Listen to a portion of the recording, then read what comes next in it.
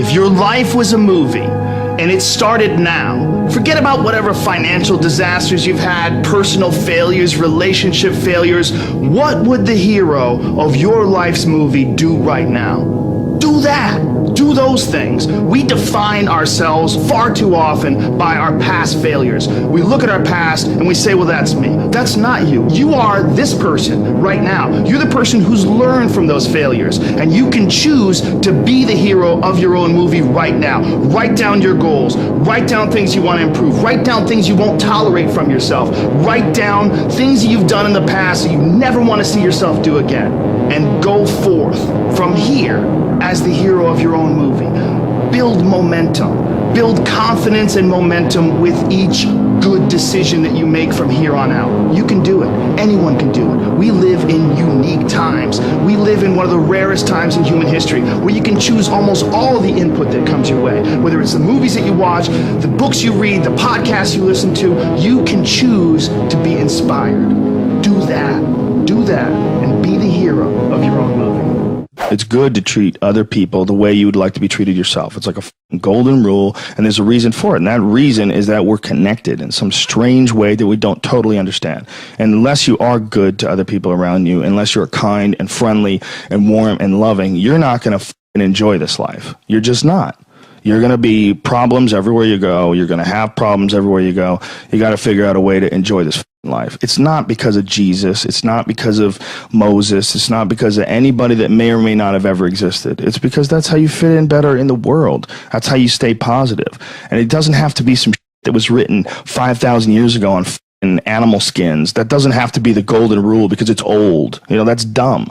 We need to figure out, like, now, today, what is, you know, the best way to live your life? What is the, you know, there's got to be ways you can be putting forward the most positive energy. I mean, we know objectively what's causing pollution. We know objectively what's causing birth defects, and, you know, and we're taking in too much chemicals and not enough vitamins. We know objectively all this stuff. We know how to organize our world, and yet we don't do it. We know how to organize our health, and yet very few people do it. We know all these things. The right path to, like, being like a happy, healthy person is to do all the shit that we already know you're supposed to do.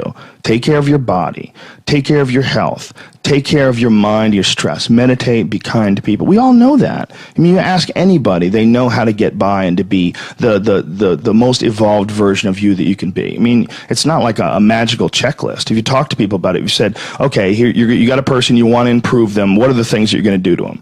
Okay, well, if I was a life coach, the first thing I would say is this guy's got to get on a diet that makes him healthy. I don't mean a diet just to lose weight. I mean just healthy foods in your body. Many vegetables. Vegetables, a lot of good quality protein, a lot of water. Stop the sodas. Stop the bullshit.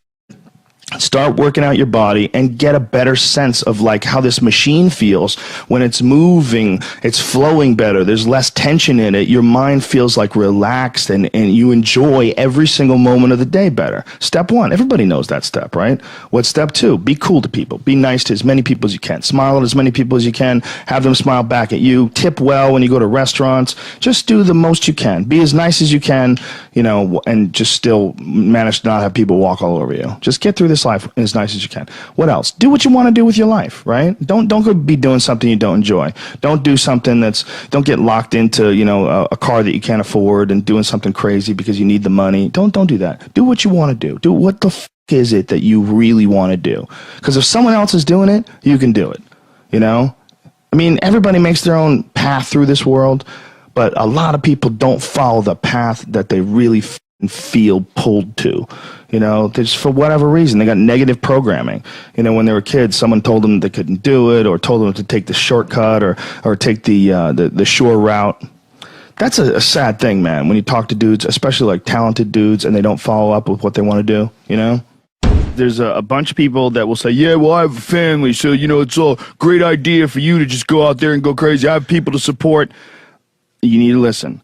Stop saying that. Stop saying any of those things. Every single person who has ever done anything worthwhile or exceptional or difficult or extraordinary, anyone, whether it's great artists or authors or mathematicians or whatever it is, Everyone encounters difficulties. There is no easy road. It does not exist. It is impossible.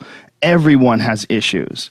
If you have time to pursue a hobby, if you have time to do anything in your life, you can better yourself. And here's one way you never better yourself.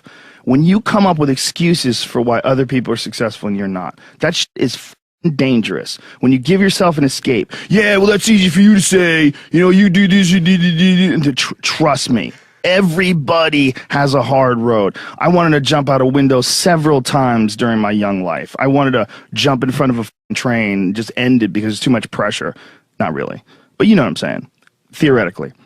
We all go through hard times. We all go through depression. We all go through doubt and moments in your life where it's really difficult and you're trying to figure out what the your path is going to be. It's hard as shit. But Stefan and I were talking about this before the podcast starts, that is what makes you a person. And those difficult moments are what build your character. Show me a great man who's the son of a great man. You know, that's what we're saying. These kids that are born billionaires, you're never going to be a self-made person. You have a backup trust for your backup trust for your trust, and you're man. I'm fascinated by martial arts. I'm fascinated by comedy. I'm fascinated by many, many different things. I don't understand when people say they're bored. Because if I had the time to live 100 lives, I'd be speaking different languages. I'd be living in different countries. I would try a number of different careers, because I think there's a lot of unbelievably fascinating, puzzling, complex things that you could study in this world. That's just me and my personality, but that's a personality also that I've cultivated over years of challenges. Were you like that as a kid too? Well, I was involved in martial arts very early, and I think that is one of the things that motivated me to explore difficult tasks, because through difficult tasks you learn an incredible amount about yourself, and you through the fire of competition you get to understand motivation, you get to understand the resistance that you have inside your mind to doing hard work, you get to understand the rewards of discipline. Like, you don't truly appreciate relaxation unless you've worked hard, and that is the yin and the yang of life. And I've said this to the point of people getting sick of it, but one of the worst decisions a man can make, I can only speak for men, obviously, is to be comfortable. I don't think you should try to be comfortable. I think what you should try to do is try to earn comfort. And if you can get a day off where you've worked hard and you've accomplished goals, that day off will be so sweet. When I work hard and I sit in front of the TV, I enjoy the shit out of it. I put my feet up, I have a nice drink, you know, I enjoy my free time. Chairs that nids your back or something like that? I do have one of those. Do you really? Those are great. They're great, right? Yeah. I don't use it that much though, honestly. I'm more of a workaholic than I should be, probably. If the balance was, I probably should relax more than I do, but I never feel like I earned it. But that's part of the reason why when I do feel like I earned it, I can enjoy it. It's because I am more connected to the idea that I need to accomplish things, and it's not like for anybody else's benefit other than my own, or anybody else's approval other than my own. When I have a task, whether it's today I'm going to write 1,000 words, you know, or 2,000 or whatever the number is. If I don't do that, I write things down. Like, I'll write down a list of things that get accomplished that day. And if I don't accomplish that, I'll get sick.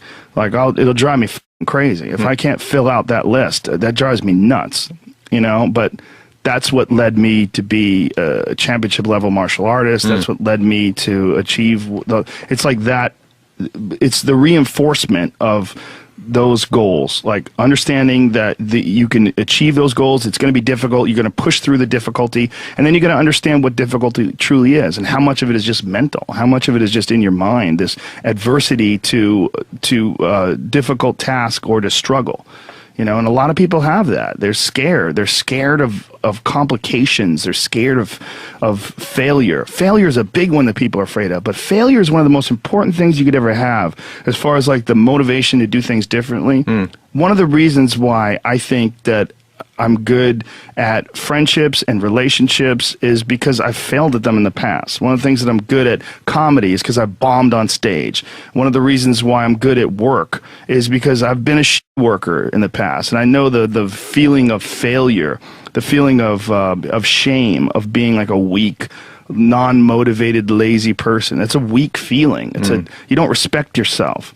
And I have this phrase that I use all the time to people to try to motivate people. I say that be the hero in your own movie. Pretend that if your life was a movie and your life started now, what would the hero do? What would the person that you respect do? What would the person that you admire, a person that inspires you, what would they do? Well, do that and if you do that, you slowly build momentum.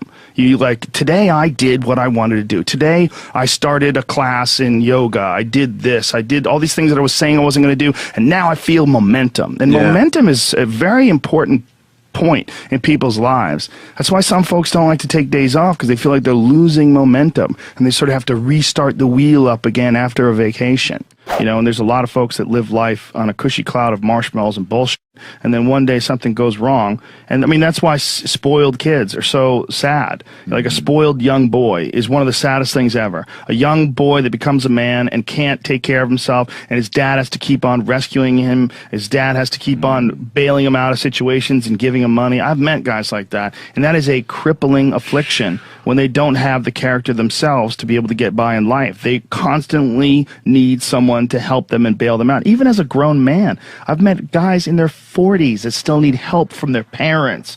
I'm like, what the f, man? You're never going to get it right, because somewhere along the line they didn't face enough of the adversity to realize that there's sometimes you just got to get up and get shit done. There's sometimes where you have to pull yourself up and you have to push forward even if you want to stay in bed. And if you don't do that and you just keep calling on your daddy and your daddy keeps rescuing you, you never develop those tools. You never develop that ability to recognize what you're doing wrong with your life. Because you're soft, you got a cushiony, you got a safety net for your safety net. If you had a kid, obviously you do have a kid, but say if you had like a 20-year-old and he's just a doper, where he wake and bakes and doesn't get anything done, he's just always like hanging out with his friends and playing video games, and he's just a loser. Yeah. I wish there was a way you could show someone like that, like, I know that you're getting some comfort and satisfaction out of just laying around, doing nothing, eating, getting fat, but your life would feel better and richer if you had a goal, you chase that goal, you accomplish some things, and you would get this boost of confidence, you'd get this boost of self-esteem, like whatever it is that you're into doing. Maybe you're into drawing comic books, maybe you're into making pottery or sculptures, but find whatever the f that is and pursue that instead of doing nothing. Like the people that are doing nothing, those are the real people. I mean, look, doing something might be as simple as like that Alex Honnold guy.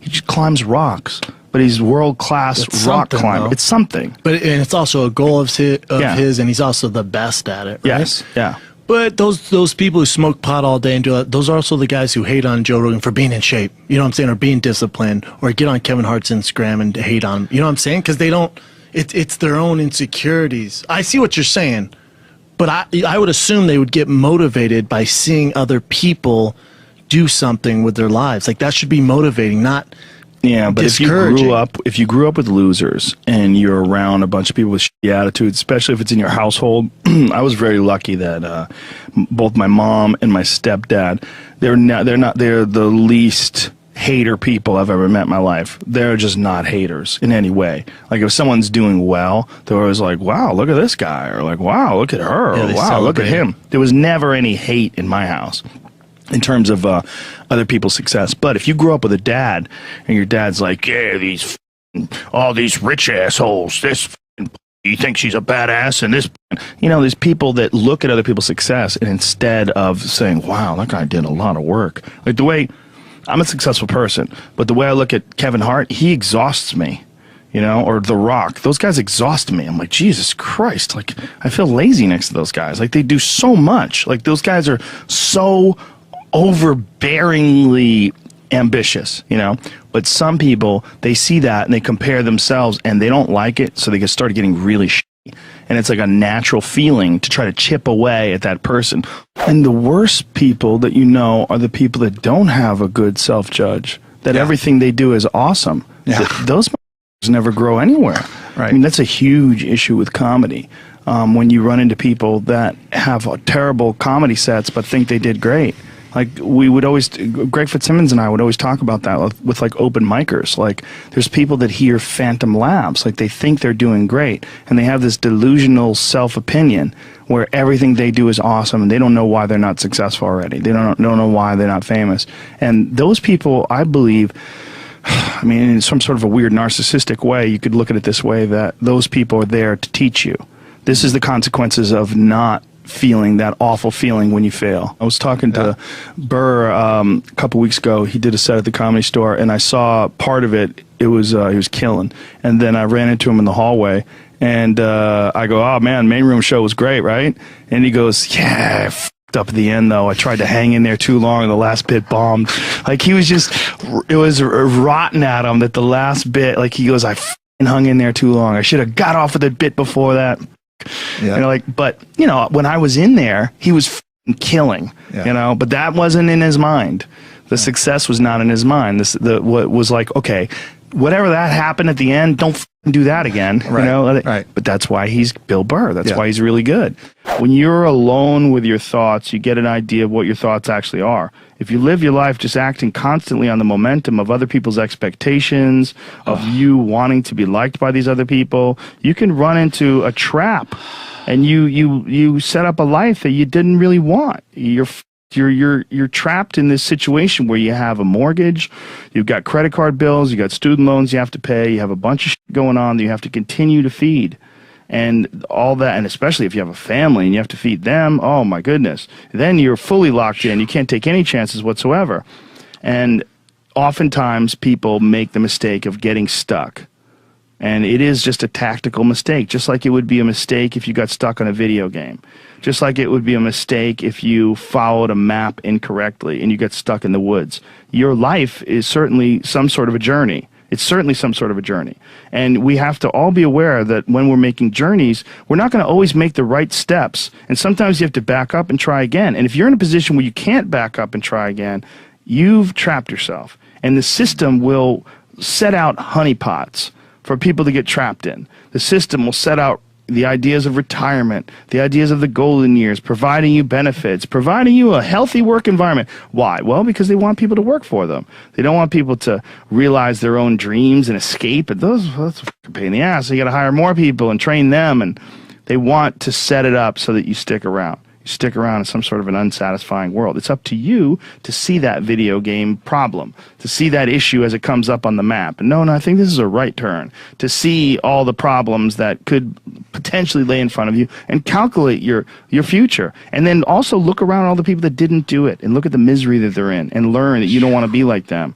And then look at the people that have kind of taken chances and navigated their way. What did they do differently than you? What objectivity do they have that maybe you lack? What insight into their own mistakes are they willing to delve into that you're not, that you step back and you go, you know, I just don't want to look at myself that closely.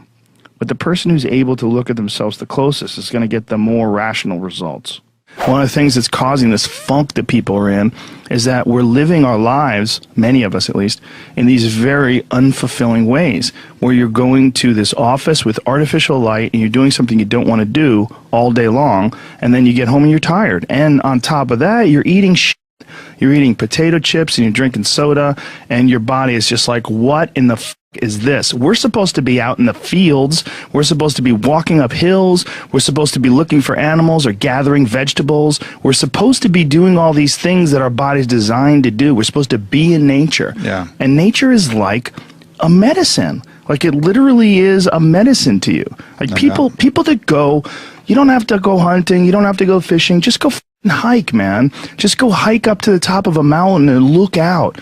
You know, there's a reward that you get from that is intensely, like, soul-filling. Mm-hmm. There's, like, something about, like, when I was in Colorado, and there was this this area of Boulder where you drive up one of these roads, and there was this area where you could park, and it was this incredible view, man. And these people just park and just go out there and just look. But you get there and you park and you go, because you would see, you're literally seeing the Continental Divide. These snow-capped mountains in July. Yeah. In July, it's covered with snow because those mountains don't give a perspective. One thing that we're an animal, but we're also the next stage of animals where we're aware of who we are and we contemplate our existence. And when you contemplate your existence and you're an intelligent life form, you should always be seeking to improve. If you're always seeking to improve, the thing that you look at is like, what has brought me the most positive results? So it's kindness, friendship, the connection with human beings on a very positive level, where you like build up like a trust, and you have warmth and friendship, and you root for each other, and you share in each other's bounty, and you build together. You know, that we all know inherently in our heads that kindness is like one of the best gifts you can bestow another human being, whether it's giving them food when they don't have any, or helping them out, or hooking them up, or doing something to help them, or being around them and complimenting them, whatever the fuck it is. We know that inherently that feels great, and we know it. We know that that's the next. We have to figure out how to use our resources together so that we can be like that all the time. I think it's always about doing what you actually want to be doing with your life, as far as if you have an inner creative expression to get out. And there's a lot of people that always wanted to be singers, and they just, for whatever reason, never pursued it. Yeah. So they just sing around their house, and they always wonder what could have been if they just tried to be a singer. That's one form of, that could bum you out. That's one form of a roadblock in your life. The depressed feeling that you didn't try, to reach your potential. You didn't go after what is intriguing to you. Like, we all have almost like a beacon that pulls us in a certain direction. For some people it's nursing, for some people it's construction and architecture. Being a parent for some people. For us it was stand-up. Yeah. You know, it's really simple. Yeah. And it's like, there's something, the happiness that's involved in pursuing your inherent desires is unavoidable. I mean, it's not. It's unappreciated. It's underappreciated. People think, well, all you have to do is find a career. yes, all you have to do is find a career. But I guarantee you there's one out there that you really, really want to do.